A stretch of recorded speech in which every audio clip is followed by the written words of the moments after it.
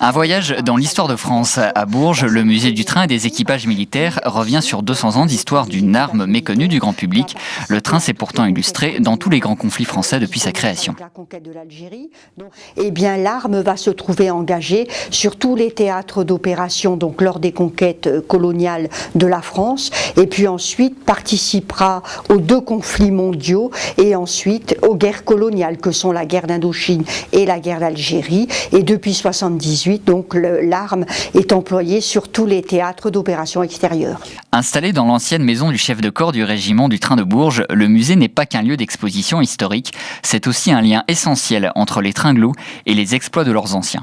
Cela permet à tous les stagiaires qui viennent de tous les régiments de leur montrer que l'on s'intéresse à ce que font les régiments, à leur mission, qu'on s'intéresse à leur fait de gloire, mais également à leur deuil, à la douleur qui les touche.